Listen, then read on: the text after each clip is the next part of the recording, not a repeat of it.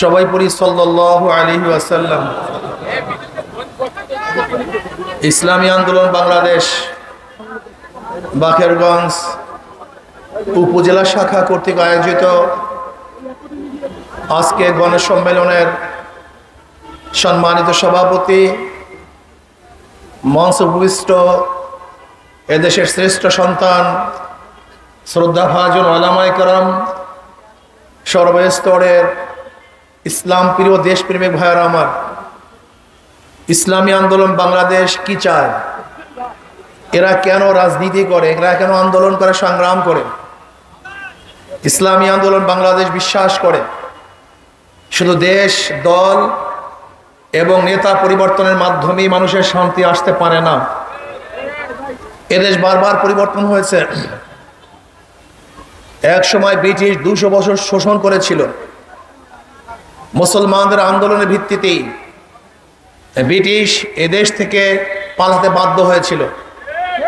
ভেবেছিলাম বৈষম্য দূর হবে, মানুষ শান্তি পাবে, মানুষ মুক্তি পাবে।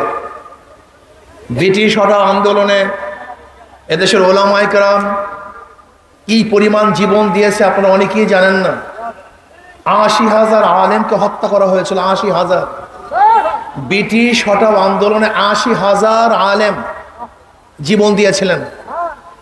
চাকরি চর থেকে শুরু করে খায়বার পর্যন্ত এমন কোনো গাছ ছিল না যে গাছের মধ্যে একজন আলেমকে ফাঁসিতে ঝুলানো হয় নাই।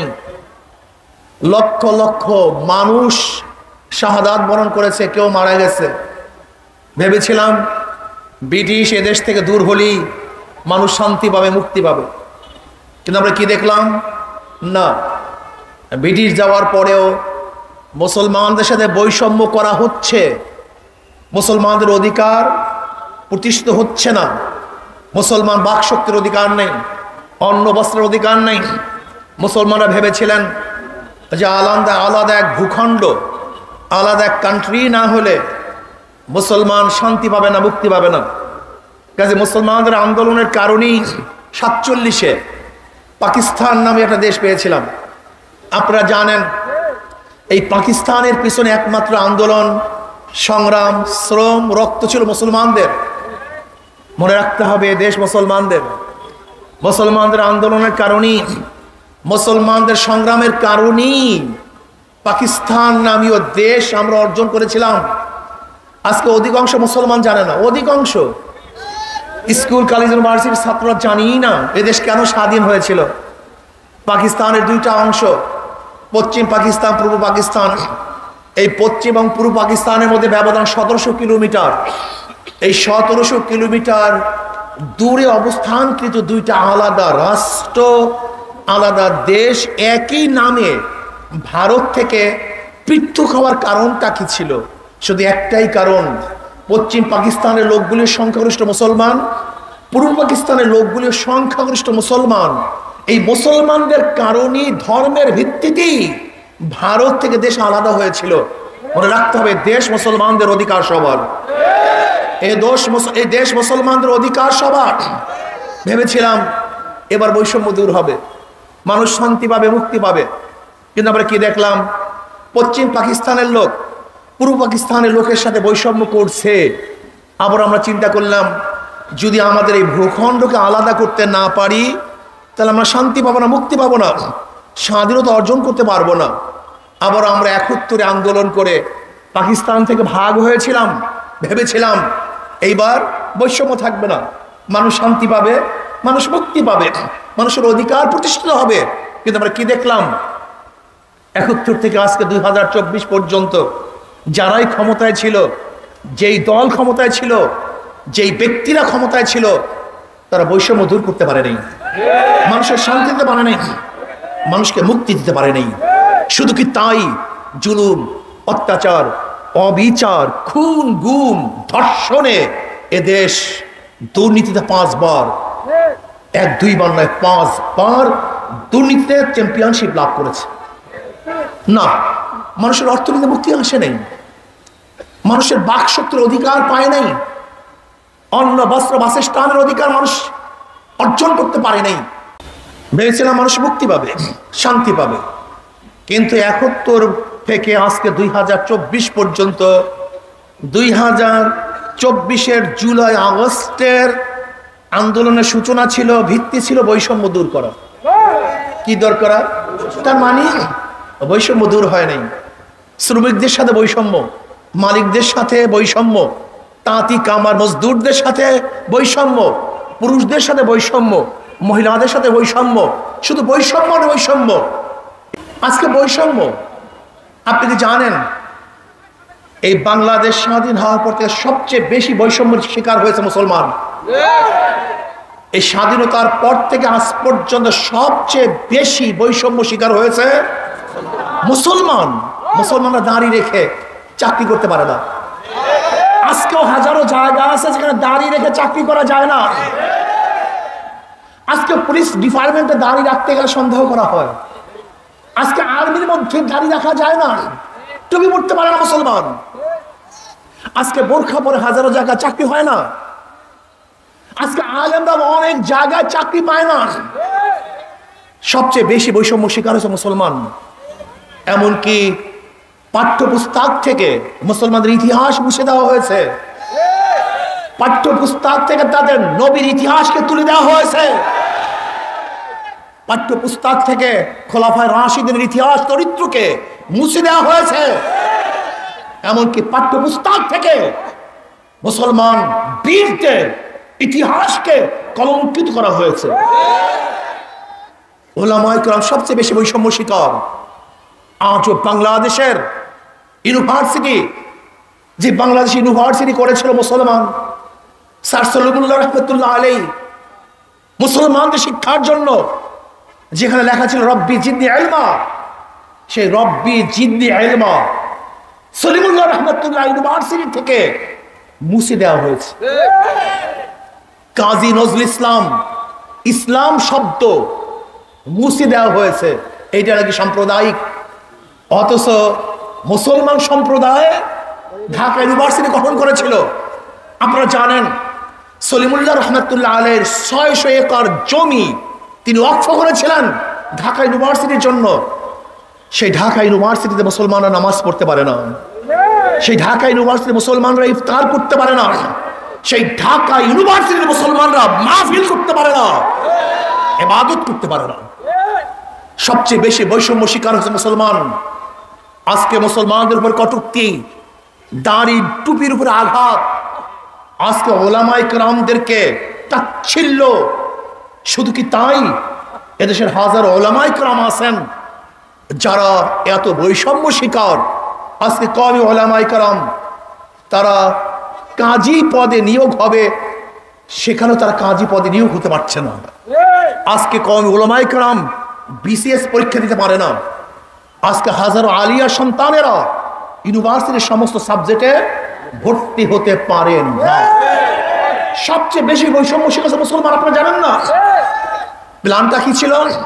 যেরকম ব্রিটিশ এদের শাসন করার পরে তার টার্গেট নিয়েছিল যে গোটা পাক ভারত উপমহাদেশের প্রত্যেকটা মানুষকে খ্রিস্টান বানাবে।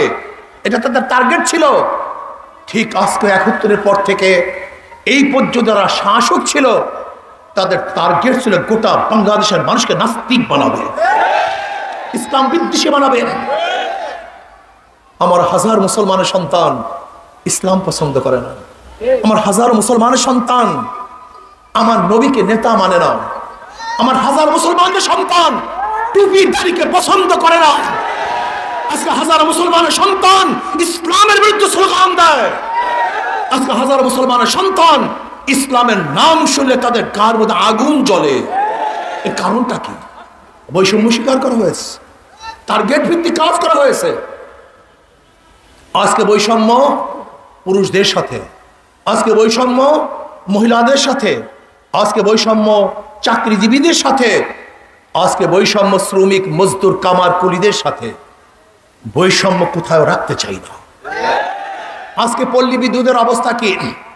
পল্লী বিদ্যুতের মধ্যে দুইটা বোর্ড, পল্লী উন্নয়ন বোর্ড আর পল্লী সমিতি। এই পল্লী বিদ্যুৎ সমিতি এবং পল্লী উন্নয়ন বোর্ডের মধ্যে বিশাল বৈষম্য। একদল মালিক আর একদলকে শ্রমিক বা গোলাম বানিয়েছে। পাটা পুতায় ঘষাঘষি মরিষের দাবা শেষ। পল্লী উন্নয়ন বোর্ড এবং পল্লী বিদ্যুৎ সমিতির মধ্যে দ্বন্দ্বের কারণে আজকে পাবলিক বৈষম্য শিকার। কারেন্ট পাচ্ছে না, পচা মিটার, লোডশেডিং হচ্ছে ওদের কারণে। আমি অন্তর্বর্তী সরকারকে বলবো, পল্লী উন্নয়ন বোর্ড এবং পল্লী বিদ্যুৎ সমিতির মধ্যে যে বৈষম্য আছে সেই বৈষম্য দূর করে কারেন্টের সেবা উত্তম রূপে প্রদান করুন, যেন বাংলাদেশের প্রত্যেকটা মানুষ ন্যায্য মূল্যে কারেন্ট ভোগ করতে পারে। আজকে মিটারের বিল আশ্চর্য ধরনের বিল, 1 লক্ষ, 2 লক্ষ, 50,000, 10,000, 2-3টে বাতি চলে, সেখানে দেখা যায় এত টাকা বিল। সব চুরি এবং আত্মসাৎ, সব গুন্ডার এবং ডাকাতি। আমরা বিদ্যুতের বৈষম্য দূর করতে চাই, আমরা গ্যাস বিলের বৈষম্য দূর করতে চাই, আমরা পানি বিলের বৈষম্য দূর করতে চাই, আমরা চাকরির বৈষম্য দূর করতে চাই। কেউ খাবে কেউ খাবে না তা হবে না, কেউ পড়বে কেউ পড়বে না তা হবে না, কেউ 10 তলায় আর কেউ গাছতলায় তা হবে না, হতে পারে না। এর কারণটা কোথায়? আজকে যারা শাসক তারা মিথ্যুক। এই যে চপ্পু সাহেব বলেছেন যে শেখ হাসিনার পদত্যাগপত্র আমার কাছে নেই, অথচ সেই বঙ্গভবনে আমি ছিলাম 5 তারিখের মাগরিবের পরে যে অনুষ্ঠান হয়েছিল, সেই অনুষ্ঠানে আমি ছিলাম। সেখানে চপ্পু সাহেব স্পষ্ট বলেছেন যে শেখ হাসিনার পদত্যাগপত্র আমার কাছে আছে। তিনি নিজে বলেছেন, মিডিয়া আসছে, সবাই শুনছে তার বক্তব্য। যদি তার কাছে পদত্যাগপত্র নাই থাকে, তাহলে আমি তার কাছে প্রশ্ন করতে চাই, আপনি প্রাইম মিনিস্টার রেখে অন্য আরেক ব্যক্তিকে শপথ পড়ান কিভাবে? কি আশ্চর্য বিষয়! আপনি চিন্তা করতে পারেন, যেখানে প্রাইম মিনিস্টার প্রেজেন্ট, সেখানে আপনি আর একজনের শপথ পড়ান কিভাবে? চপ্পু সাহেব, আপনি মিথ্যা বলেছেন, এই জনগণকে ধোঁকা দিয়েছেন। 1 সেকেন্ডের জন্য আপনার প্রেসিডেন্ট থাকার কোনো অধিকার নাই। কোন ধোঁকাবাজ মিথ্যুক বাংলাদেশের প্রেসিডেন্ট থাকতে পারে না। বৈষম্য দূর করতে হবে, প্রত্যেক মানুষের অধিকারকে ফিরিয়ে দিতে হবে। আজকে বস্ত্রের গ্রান্তি দিতে হবে। যদি ইসলামী হুকুমত আসে, আমি চ্যালেঞ্জ দিয়ে বলবো, বাংলাদেশের একজন মানুষও বস্ত্রহীন থাকবে না। যদি ইসলামী হুকুমত প্রতিষ্ঠিত হয়, বাংলাদেশের একজন মানুষ ক্ষুধার্ত থাকবে না। যদি ইসলামী হুকুমত হয়, তাহলে বাংলাদেশের একজন মানুষও গৃহহীন থাকবে না। ইসলামী হুকুমত হয়, বাংলাদেশের প্রত্যেকটা গরিব সন্তান যারা অর্থের অভাবে উচ্চ শিক্ষায় শিক্ষিত হতে পারছে না, ইসলামী হুকুমত হলে প্রত্যেকটা গরিব সন্তানকে সরকারি খরচে উচ্চ শিক্ষায় শিক্ষিত করা হবে। ইসলামী হুকুমত হয়, আমাদের দেশের বোনেরা, মেয়েরা, মহিলারা বড় বড় ধনী হয়ে যাবে। যেরকম খাদিজা কুবরা রাদিয়াল্লাহু তাআলা আনহার ব্যবসার মাধ্যমে জনাবে মুহাম্মদ রাসূলুল্লাহ সাল্লাল্লাহু আলাইহি ওয়াসাল্লামের চরিত্র বিকাশ হয়েছিল। ইসলামী হুকুমত হয়, আমার মা বোনেরা ধনী হয়ে যাবে। ইসলামী হুকুমত হয়, আমার মা বোনেরা উচ্চ শিক্ষায় শিক্ষিত হয়ে যাবে। আপনারা জানেন, গোটা দুনিয়ার মধ্যে এমন একজন আলেম নাই আম্মাজান আয়েশাকে উস্তাদ না মেনে সে আলেম হবে, এরকম একজন আলেম গোটা দুনিয়ার মধ্যে নেই। তাহলে আমাদের মহিলাদের মধ্যে উচ্চ শিক্ষায় শিক্ষিত হওয়ার হাজারো মেয়েরা আছে। ইসলামী হুকুমত হয়, তাদের ইজ্জত আবরু রক্ষা করে তার উচ্চ শিক্ষায় শিক্ষিত হয়ে যাবে। যদি ইসলামী হুকুমত হয়, কোন মেয়েদের উপরে জুলুম অত্যাচার করা চলবে না, কোন মেয়েরা ধর্ষিতা হবে না। ইসলামী হুকুমত হয়, কোন মেয়ের চেহারার উপরে অ্যাসিড মারা হবে না। কোন মেয়ের উপরে জুলুম অত্যাচার যদি করে, তাহলে সরকার তাকে যথাযথভাবে বিচার করবে। ইসলামী হুকুমত হয়, কোন পুরুষ বৈষম্য শিকার হবেন না। ইসলামী হুকুমত হয়, আশা করি আগামী 5-10 বছরের মধ্যে এদেশের যত গরিব আছে, সমস্ত গরিবগুলি দরিদ্র সীমার উপরে চলে যাবে। আমি চ্যালেঞ্জ দিয়ে বললাম, আমার গরিব বাবারা খুব ভালো মতো বোঝার চেষ্টা করুন। বর্তমানে যে অর্থনীতি চলতেছে, কিয়ামত পর্যন্ত এই অর্থনীতি চললে ধনী ধনী হবে, গরিব গরিব হবে। এই অর্থনীতির উপরে কোনো গরিব ধনী হতে পারে না। উদাহরণস্বরূপ, আপনি আজকে যাবেন ব্যাংকের মধ্যে 5 লক্ষ টাকা ঋণ আনার জন্য, ভাই আমাকে 5 লক্ষ টাকা দেন, ব্যাংক বলবে কি মর্গেজ দেন, আপনি বলবেন ভাই আমি তো গরিব মানুষ, কিসের মর্গেজ, মর্গেজ তো নাই। ব্যাংক বলবে যার মর্গেজ আছে, টাকা আছে, ব্যাংক তাকেই টাকা দেয়, যার টাকা নাই ব্যাংক তাকে টাকা দেয় না। তাহলে ব্যাংক কাকে টাকা দেয়? ধনীকে। আগে 5 লক্ষ টাকা ছিল, ব্যাংক তাকে 5 লক্ষ টাকা দিয়েছে, যাকে দিছে তারই লোন মাফ হয়, আর যার লোন মাফ হয় তার ইন্টারেস্ট মাফ হয়, তাই ধনী 4 বার ধনী হয়। আগের থেকে 5 লক্ষ টাকার মালিক, ব্যাংক তাকে 5 লক্ষ টাকা দিছে 2 বার মালিক, তার লোন মাফ হয়েছে 3 বার, আর তার ইন্টারেস্ট মাফ হয়েছে 4 বার ধনী। আর গরিবের পেটের মধ্যে 5টা লাথি। আগের থেকে 5 লক্ষ টাকা ছিল না, 1 লাথি। ব্যাংক তাকে 5 লক্ষ টাকা দেয় নাই, 2 লাথি। তার লোন মাফ হয় নাই, 3 লাথি। তার ইন্টারেস্ট মাফ হয় নাই, কয় লাথি? 4 লাথি। যেই বড় লোকের টাকা মাফ করা হয়েছে, যদি বাংলাদেশ ব্যাংকে সেই টাকা থাকতো, বাংলাদেশের নাগরিক হিসেবে আমিও সেই টাকার মালিক ছিলাম। কিন্তু বড় লোককে মাফ করার কারণে গরিবের পেটের মধ্যে আর কয়টা লাথি? 5 লাথি। গরিবকে 5টা লাথি দেওয়া হয়, আর ধনীকে 4 বার ধনী বানানো হয়। এই অর্থনীতি কিয়ামত পর্যন্ত চললেও কোনদিন গরিব ধনী হবে না।